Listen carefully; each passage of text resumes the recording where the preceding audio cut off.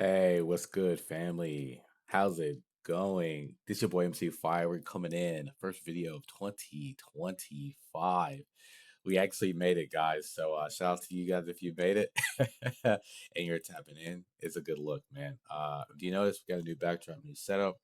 We're moving. We're still moving, but a lot of what the place is kind of livable now, so there's still some stuff going on, but we're essentially happy to be in a new place for a new year, right? Always, we want to give you guys the raw and uncut going into 2025, how to make smarter decisions and navigate the trading world. So, me as your host, MC Fire, we're going to kind of lay out what the plan is for 2025.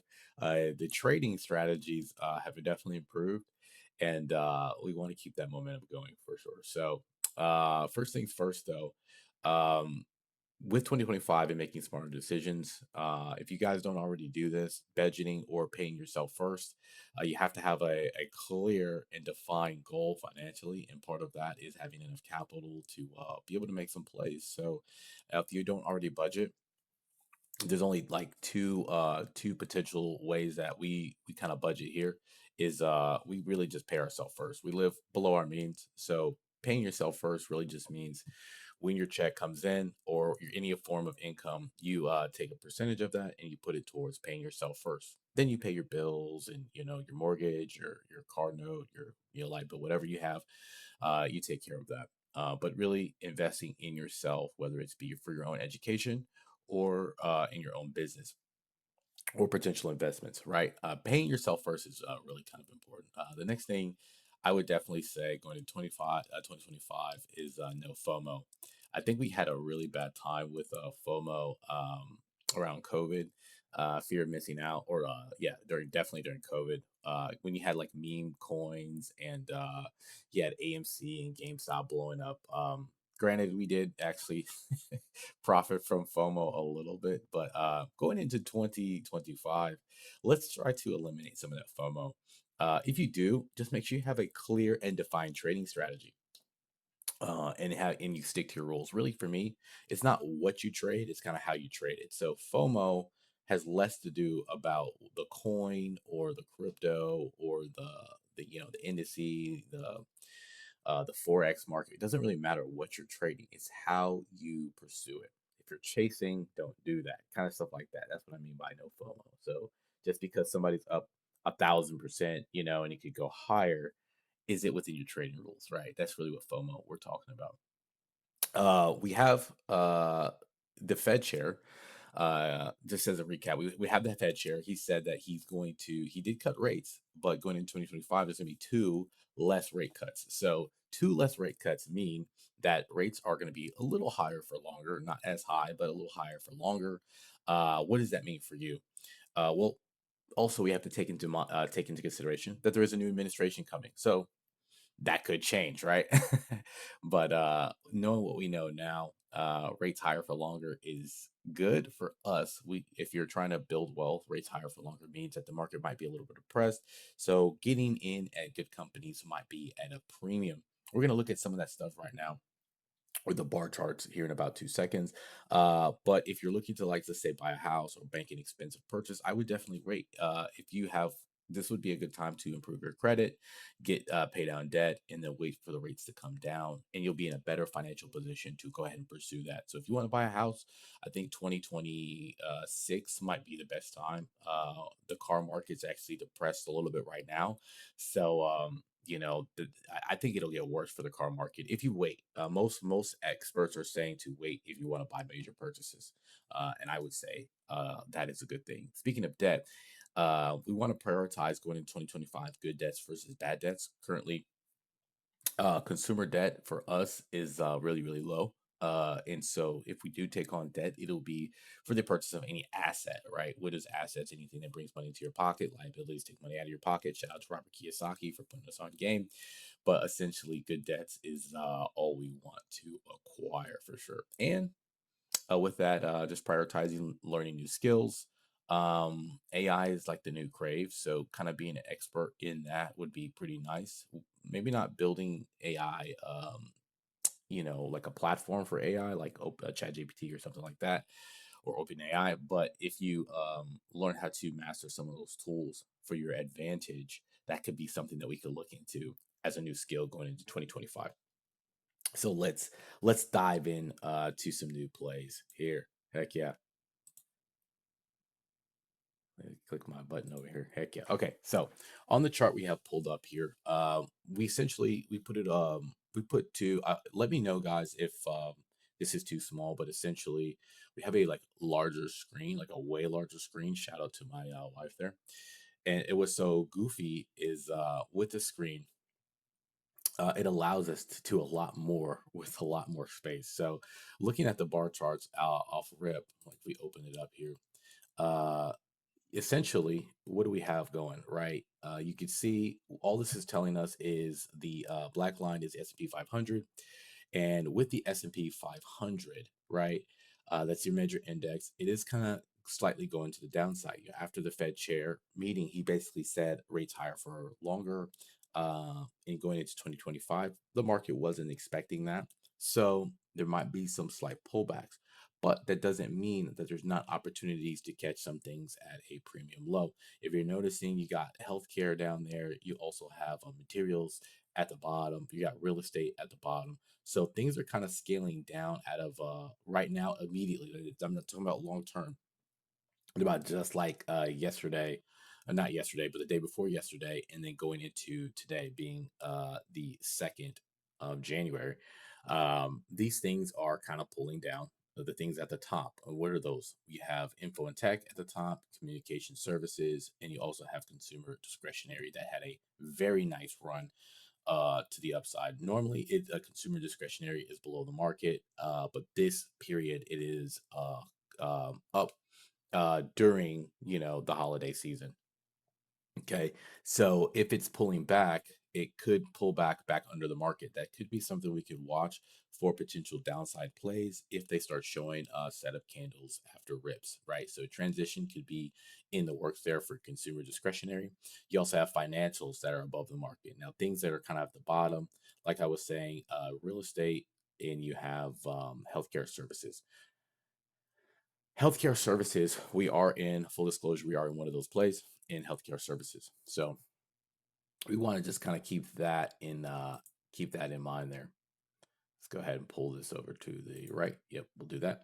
And then over here, we want to make it a note to bring in the simple fact that the Fed chair, right, this next meeting is January the 29th. So kind of towards the end of this year.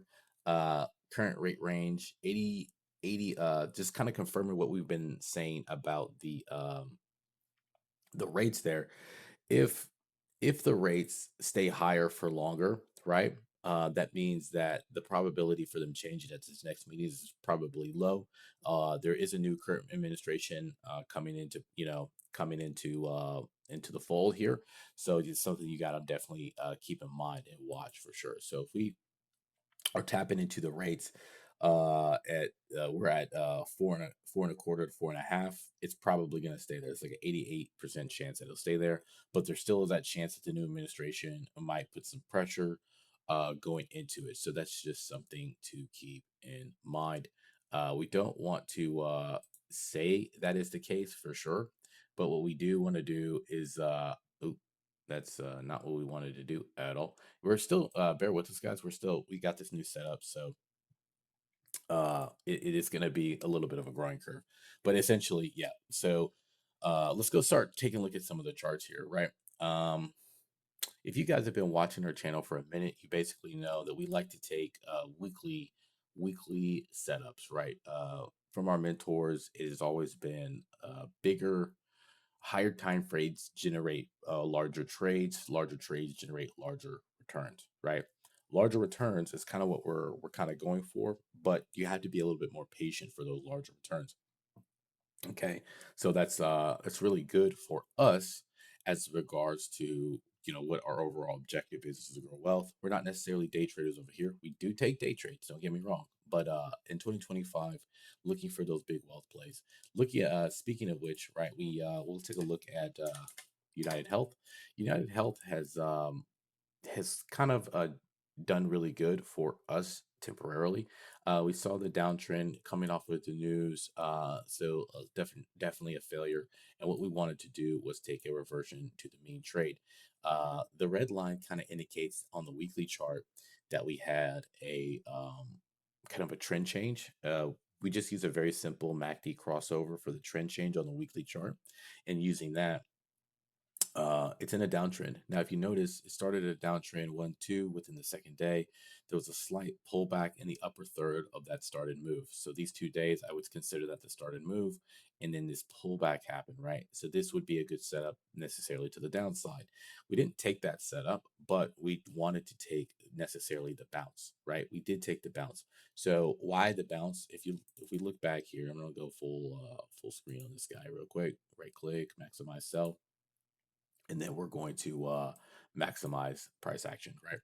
So if you're looking back and you're looking at 3 ATR, right? This 3 ATR move essentially tapped the 3 ATR, even in a very large downtrend, right? Overall downtrend, it tapped ATR and it still came back to the 8 peer moving average. That's what we kind of call a reversion to the mean trade. If we can get reversion to the mean trades, those trades are still necessarily valid. It doesn't always happen that way.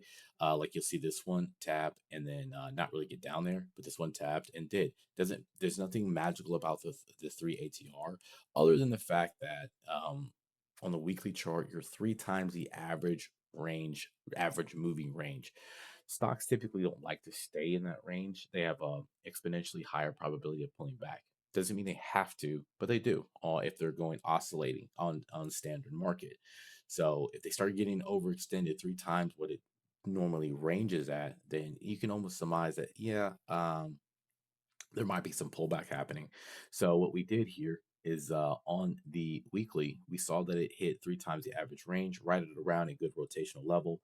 The market respected this level a couple times, and it's since bounced and it's continuing to push forward. Now we're on the daily chart.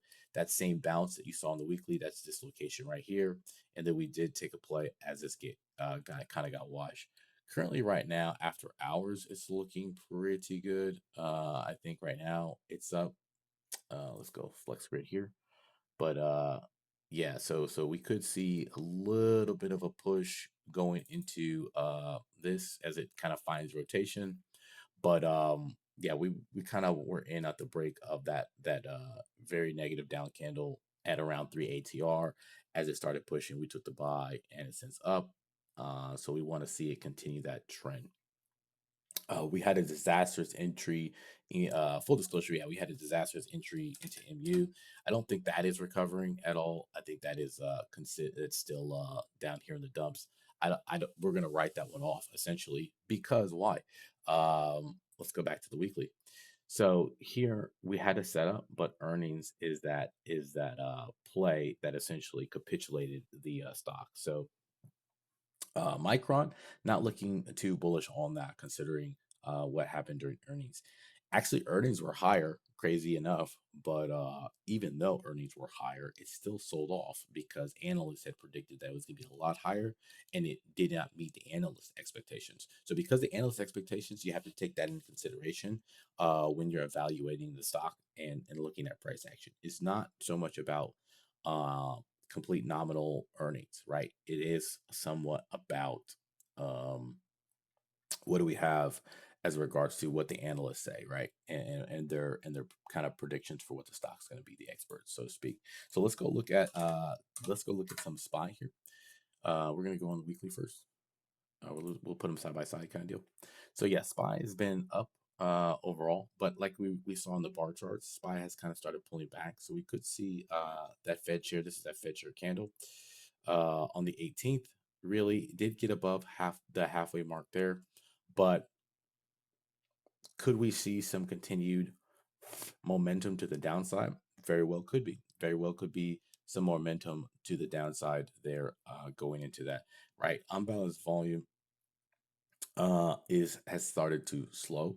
So would want to see that uptick a little bit. But if it starts getting below that 1728 level, then there might be something to take a note. We can we put a alert there?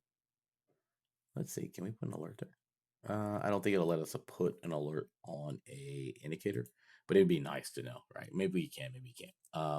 I'm sure there's a way, but we'll figure it out. But it's pulling back here, and if we start seeing setup candles down here on the red side, like we have one here, which day is this? This is 12/27.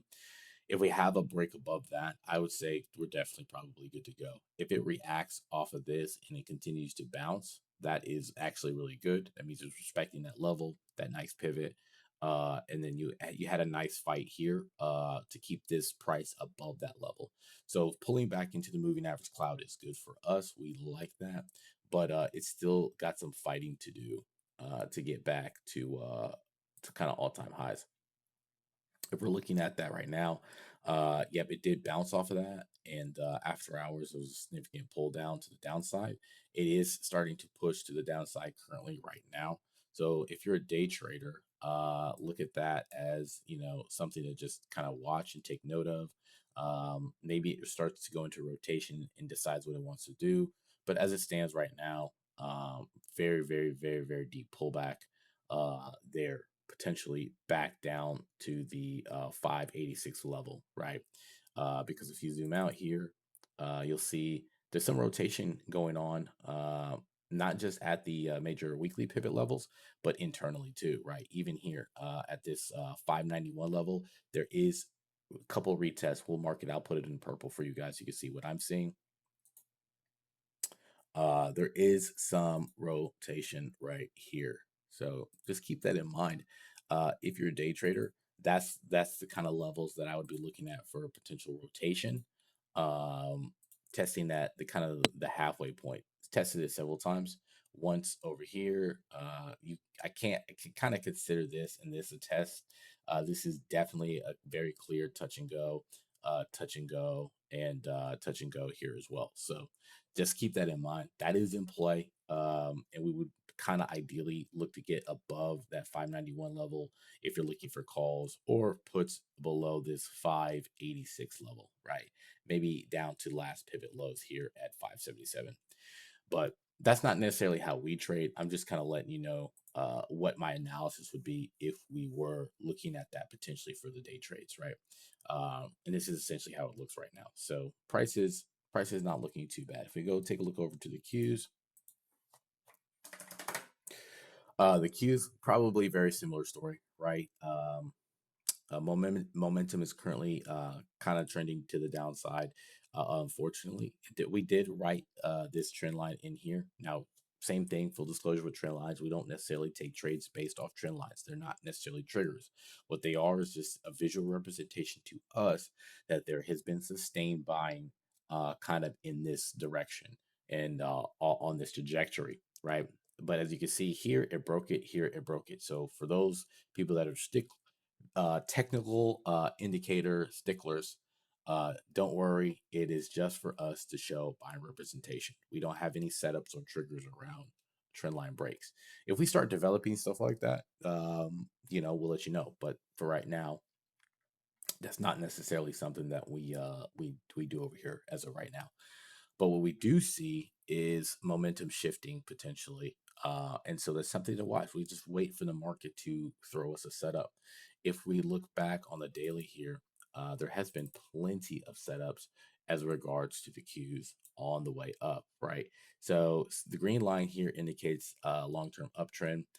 I put the golden arrows there as kind of indications of trades that probably would have worked out immediately in the trend. So you don't have to be right there, snip on the button for the trend, right? This is the trend starts here and it runs up, and then there's a pullback. And in that pullback, that's where we want to be looking to get in, right? Um, get in on the pullback, take that trade. It's a very high degree of kind of running to the upside for maybe 1 to 2 weeks, maybe even, a few days. So I wouldn't, a lot of times I say anywhere from 2 days to 3 weeks is what we're looking for. 2 days to 3 weeks, right? It does end up following through quite a few. There was another pullback, nice setup. You could take another buy there on the ad, and it ends up running considerably, right? So that play worked out really good with a few blowout candles to boot, right? You also have these levels as well that you could take profits, right? Once you see this giant candle here come in, you might want to look at getting out. This giant setup candle that we are hovering over, might want to look to getting out there. Then there's another setup here as well, end up running for probably multiple weeks with another opportunity to take a buy here. And you can kind of see that it's really simple, guys, right? We're in green. I guess everything to the right now we classify as green territory. Whenever we see reds in pullbacks like this, we want, once it gaps above that, when anywhere from 4 to 5 candles, we're looking for it to run to the upside 2 to 3 weeks. That's ideal, right? Um, so like let's say for here, right? Nothing here, one, nothing here. It takes about 5 days for it to go above this candle. So even if you take this play, we're one, maybe 2 bar professionals, the stop out's going to be right here. So once we put the buy, let's say for example, let me zoom in here so kind of show you. Once this candle comes down and we see 1, 2, 3, 4, right, 4 days, it does end up going above that red candle. We would put the stop out below there, right? And then you kind of get close, and then you definitely get stopped for sure right there. So what does that mean? That means hey, you're done. But this setup candle is also in play. So 1, 2, 3, 4, 5. So if you take this next play, do you make up for that 1 bar stop out? I would say you do, right? Now, the entry on this one is a little bit different, right? Take the buy and you're respecting all your buyers, that risk to reward is a little bit higher. So act accordingly. But this right here is definitely one where you could you take that play and you would get stopped out. Full disclosure. Also, another buy here. Remember, we're in green territory, red, boom. So we really like the setups and sustain uptrends. It just gives you a lot of opportunities to take buys and capitalize on that, right? Really good stuff there. So we definitely we're already in the queues. It just gave us sustained look to say, hey, well, yeah, this is definitely a good look for the buy going into 2025, right? We took this one and rolled it 1, 2, 3, 4 times at almost at peak highs, because that was kind of where our analysis said that we probably should roll it, and then wham, and then we went on and closed out here as the market kind of threw us through a stop, right? We'd already profited multiple times, so that capital that was still exposure was, a runner. Really good stuff there. Let's go look at some in plays from essentially last week. So this guy coming in, we did get some shares here. We just kind of want to wait to see what happens on this guy. It is kind of pulling back a little bit today, but we're gonna wait and see. Essentially, if we can get below this level, we might take it off for a nice juicy profit, letting the setup kind of do its thing, and we'll just pull it off and take our profits from there. We'll keep the alerts though, because this candle is in play. This one right here is still in play. So if it can break above these candles, then we can potentially take a play to the upside or get back in kind of deal with a stop out below that. But as it stands right now, we took this setup, got in, and if it breaks below that, we'll go ahead and call it. But if it doesn't, we'll just stay in the uptrend. So we'll have to just wait and see. We have a rules, we have a plan, and that's what we'll do. UNG, UNG. I think we talked about this unbalanced volume. Actually, it's been kind of upticking since lows at negative 465 down here on the indicator. So it's kind of almost up at half, right? Volume most of the days, 50% since that low, have been to the upside, which is really good, right? So increased pushing. We've been talking about new trend on UNG. Natty Gas, the Widowmaker, of course. So Natty Gas pushing up to 3 ATR, giving a huge chunk of change, but it's now pulling back a little bit. So again, green territory, we're looking for reds. It's a little extended to the upside, but let's say, for example, if it does cross above here, I'd be a little cautious of taking this play. This might be a butterfly style play where if it crosses above, you're looking for it to approach 3 ATR. At 3 ATR, butterflies, be like butterflies, going hunting pivot highs on short rotations. That'd probably be really good. Something where we would want to take a vertical is it's like in the moving average cloud, pushing to 3 ATR. Verticals are also really good. Like selling puts, buying calls, stuff like that. Selling puts with protection, buying calls with protection, right? Um, we really like stuff like that. But butterflies on these rotational highs is a good way to get a high ROI with low risk, and that's really good there. Then you have the XLRE. XLRE, kind of a new downtrend there. There's uh, plenty of setup candles here to the downside. So let's say, for example, if it breaks the low, I know it peekabooed XLRE to the downside, but because the reason why we didn't necessarily say, oh, XLRE is just screaming to the downside for two reasons. If we go back to our chart, what's low is really, really low. And yeah, XLRE is one of those in the real estate sector, right? So real estate as a long-term buy, we're looking for potential long-term buys, not necessarily looking to take it completely short. So this is why this is another thing that's good to reference, because you're like, oh, real estate is already at the bottom of the pile. It's not overextended necessarily. So follow through to the downside is a possibility, but it's not highly probable moving forward, right? What's depressed? This is you're looking at it from a standpoint where it's probably at two ATR or close to it if it's not already there. So maybe we can get potential setups to the upside. So I have a more of an upside bias, so to speak, there in XLRE, right? Because you see the two setup candles, they didn't give a very juicy rip. This one didn't do too bad, right? Went up a little bit and then immediately, if you took the play, it got washed to the downside. That's because this is a lot closer to the moving average cloud. So if it gets washed to the downside, way higher probability for it to go that direction, right? As opposed to once it makes this giant push, you get these two set of candles, and then momentum, as you can start to see, it's kind of shifting.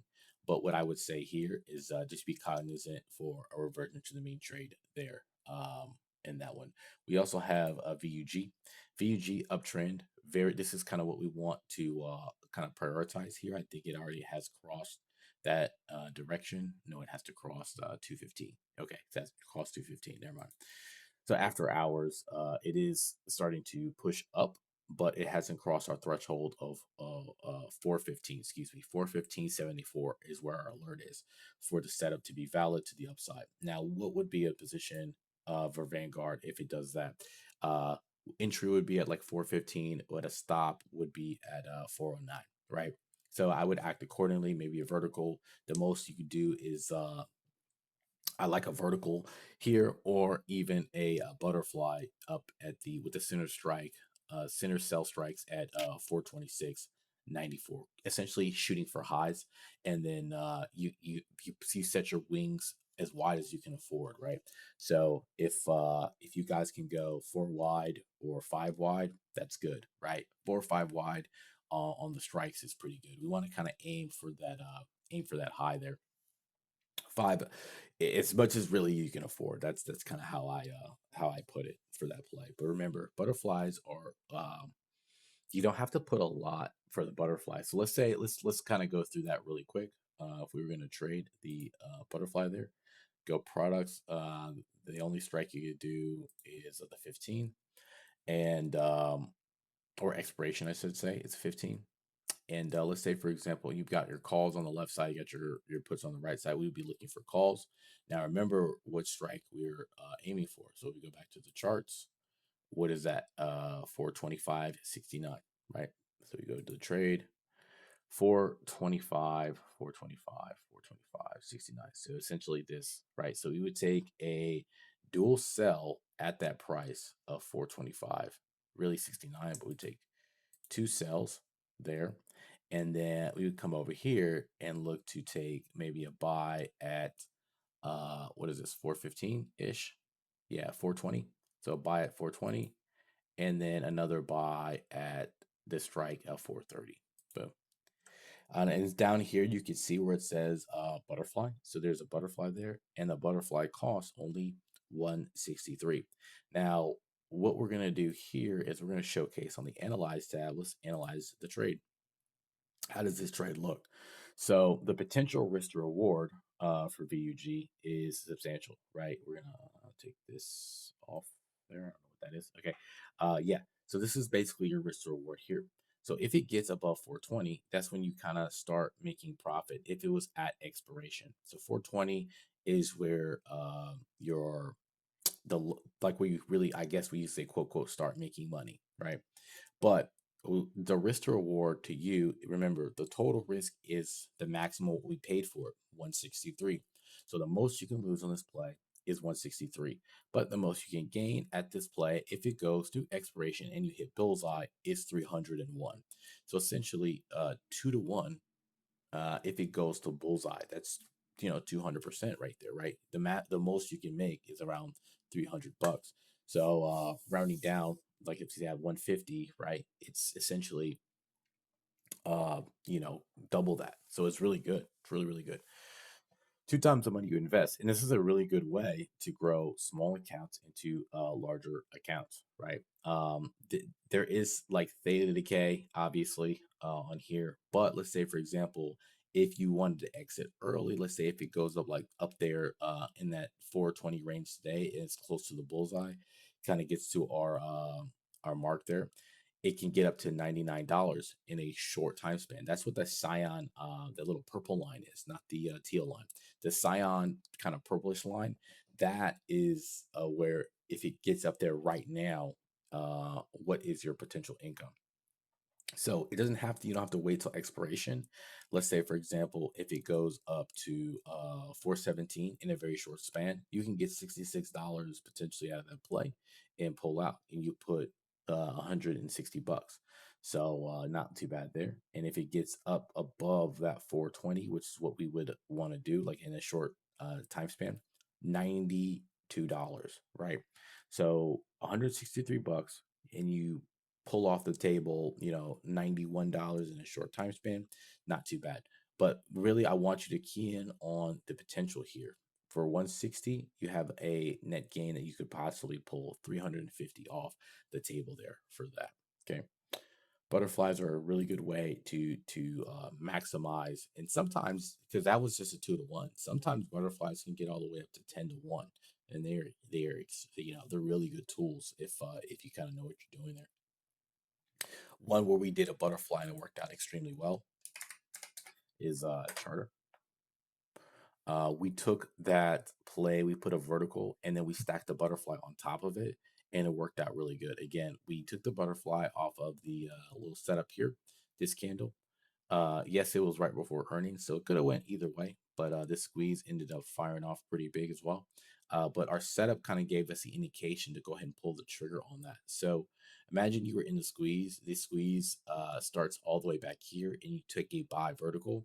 You're getting theta decay the whole way. But we took our setup, pulled it on the right day. Yes, it was right before earnings.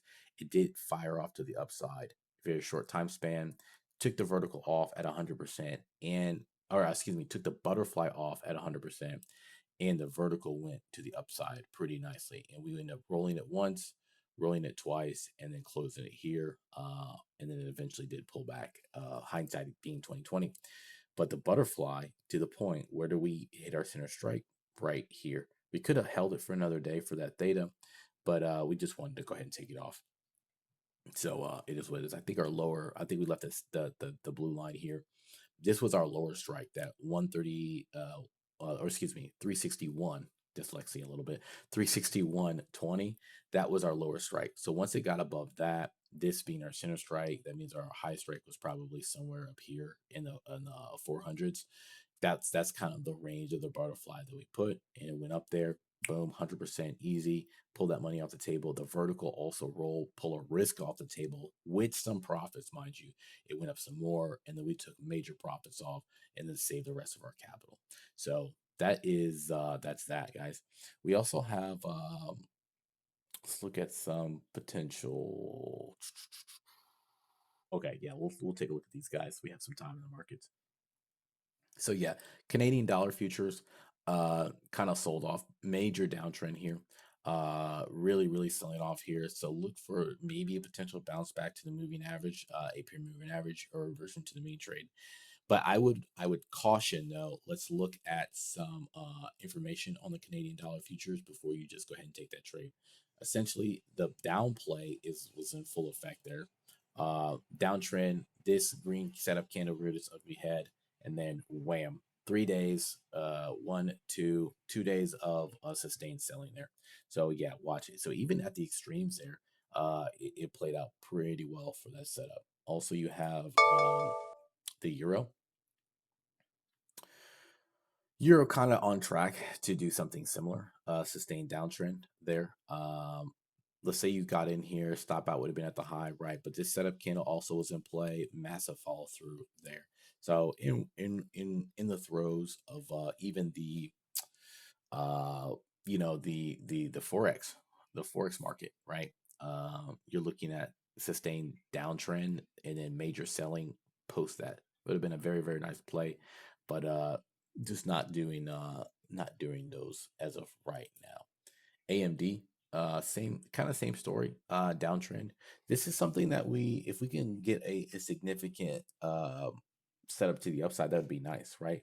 But this is one of the few occasions where we see unbalanced volume kind of trending up. More people buy necessarily in up days than down days for this thing. So as it gets lower, hopefully we could see some real good setups for potential bounce to the upside. But unbalanced volume has since started to slip. So we just got to be kind of mindful here on AMD to make sure that if we do get a play by buyers, we have a very clear, hey, no go zone. If you go down here, we're going to call it and not lose any sleep over it. We also got Lily in a downtrend, right? Lily, we made some pretty significant profits on Lily to the upside. This is one of the first ones when we really got excited at 710 all the way up to the week of 8-7. That play kind of, I wouldn't say changed my life, but it gave me a new perspective on, hey man, you could really make this as a profession. You could really do this thing. So that Lily play, I mean, imagine being at work and the stock absolutely exploding to the upside there, and then you look up at your phone, you're like, yo, that wasn't there before. Is this really my account? That's kind of what happened here. And then you took it off. We could have actually let it run, but we did it. I mean, seeing those numbers and emotional, like talking about that, not having a setup, not having a clear rules defined. Definitely, it was really really cool to see that play work out. Wish we would have had to set up before, because we could have been in Lily for a very long time. Imagine getting in down here and then just rolling and moving the position and just riding this all the way up, right? Could have made us tons more money. Just something that we know now, right? Stuff like this, like you're looking at it, boom, on the daily chart, nice getting washed here, and then just catching that wave there off the bottom of that rotation.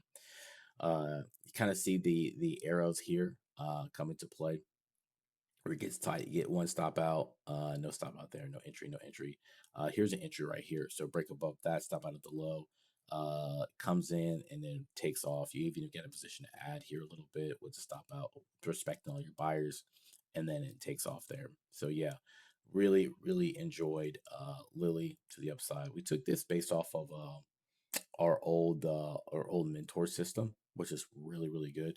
So we took that and then it worked out really good. But even with the setup we have, you would have seen this red candle would have gave you a clear sign. Yep, things probably run into the upside, and then wham, it takes off to the upside. So shout out to Lily back in the day. But where are we at now for Lily? So if we move to the right here, um, really just a lot more sustained down selling here. Lily threw a candle to the upside here, and then you could have took this play again for about 2 days, 1 2, so 2 days right there. Nice blowout candles at rotation, probably would have made the decision to roll, taking your risk off the table. It did pull it back significantly, and we'll be looking for maybe another setup candle up here to take a position to the downside. Nvidia, we don't want to sell Nvidia right now. Yeah, Nvidia kind of trading water here. You consider that it's super extended. A lot. There's so much. If you look on the wider web, there's so much mixed feelings about Nvidia. So that kind of is one of those things that you have to be mindful of. Some people say it's going up, some people say it's going down. We're just going to trade what we see here. So right as it stands right now, Nvidia is in an uptrend, right? You had a setup candle to the upside that could mean sustained buying in respecting of the rotational zone.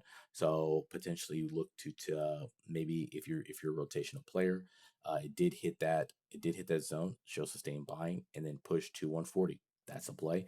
Do I think it's going to go back to highs? Couldn't tell you, right? We'll just have to wait and see. XLF, same thing. Uh, XLF is we're kind of wanting to see if it's going to rally to get above that Fed share candle. If it doesn't, it is what it is. So that's pretty much it for the setups. So guys, I really appreciate your time, expertise. You guys are the best, man. Make sure you guys tap in to the channel if you haven't watched some of our weekly plays. We really do a deep dive on Sunday. We couldn't do a deep dive last Sunday because we got the new setup. So the market's about to open here in about a minute, and so you guys happy hunting.